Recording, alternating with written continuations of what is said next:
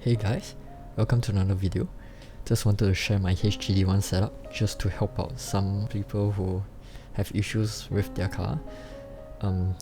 This is my HGD1 and I'm currently using it with the MB4 controller. When I initially started drifting wheel drive, I had quite a lot of trouble and I lost control all the time. And this setup is what I come up with after so much time of experimentation. So I hope that it could at least set a baseline for most of you out there who have no idea on how to set up the car. I would like to first talk about the front. For the front, I'm using completely 0 degrees of camber. I extended both the front, the top and the bottom, all the way to the max. It's so that I have the maximum amount of clearance when the wheel turns, such that when the car turns all the way to full lock, the wheels don't contact the body mount holder. As with lower widths, I find that the wheel sometimes tend to catch the body mount and that jams the wheel immediately and cause the car to spin out almost instantly, and it's like uncontrollable. So I do suggest to use the widest possible you can with the lowest wheel offset in order to fit the body shell you want. I'm using the R32. I do use the R33 as well, but both of these with this width is able to fit with no issues. You have to make sure though that the wheels can spin freely at every single angle. If there's any instance where it touches the body, it's gonna cause you to spin out. So make sure you do have enough clearance for the wheels to not get obstructed and jammed. Okay, one other thing is when setting up the car, the toe is pretty important. All I know is that you shouldn't have the wheels towed in, which is both pointing inwards, because at any point in time that they point inwards, it causes the car to go a bit more unstable during the drift. One way to think of it is when the wheels go forward like this. If both the front wheel is pointing inwards and this one is pointing this way, when it travels this way, it causes the car to try to rotate in this direction. So that means if your toe is inwards and it's going all the way to the right and it's going in, it's going to cause the car to spin out more. So in the opposite effect, if they are both toed out slightly or more towards parallel, this will cause, when both wheels are like that, it has this rotating force where it makes the car want to turn in more. So it makes it a bit more stable. But too much of it could end up having a bad effect on the handling, as I'm pretty sure that it'll cause more rolling resistance, and more rolling resistance means that when the car is drifting straight, it's more likely to spin out, as there's more resistance at the front than the rear. It'll pull the front backwards as you drift. So I would advise to try to use at least a slight toe out setup or a parallel setup like I have right here, which is yeah. Also, there's an issue with the HGD1 where if it extends all the way to the end, one of the wheel knuckles might exceed its limits and cause the wheel to jam out.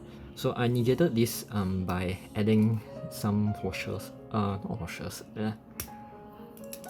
adding the, oh my god, I forgot what it's called, the plastic bushings from the MR03, the Mini Z MR03. So the idea with these plastic bushings is when I place it here, it just so happens that this has just enough width that when it hits full lock, it will contact this part of the chassis. It prevents the wheel from overextending past its limits, because without the plastic bushing, it will go beyond its 90 degrees and it will jam up the entire steering assembly, which is not good, especially while you're drifting. It's gonna definitely spin your car and possibly damage your servo. So I put the plastic bushing there just to prevent it. Of course I could do some endpoint adjustments, but even with the endpoint adjustment, there's a possibility when I'm drifting around this angle, the car suddenly spins out, the gyro triggers and it tries to counteract and you'll go beyond that limit and jam up, and that's not good. So having a physical limiter is really nice. That's for the front end. For the rear end, I haven't really done much to it. I haven't really played around with it, at least. So I just went with really little camber. I think 1 degrees. It's almost non-existent really. When you place it on the ground, you can't really see that there's much camber at all. And it's towed in slightly. I think about 1 or 2 degrees. But basically you just need to make sure that both are at least somewhat parallel, so that when it goes straight it doesn't start drifting to the left or drifting to the right. You also you have to make sure that the front wheels are completely smooth, otherwise it'll make the car way more unstable. So a good rule would be, I guess, spin it in at least 5 seconds, or as long as they are both roughly the same and are smooth enough, I think it should be fine. Oh yeah, I forgot to mention that adding weights actually help the handling a lot on the car. I placed quite a few though. One is I added a 2 gram weight here to the left side of the chassis, as the battery is heavier than the motor itself, so the car tends to lean more to the left side. So I added a 2 gram weight to counteract. I then also added a 4 gram weight just above the servo there. I don't think it's much visible, but more weight just gives more stability in my experience so far that I've experimented with the HGD1.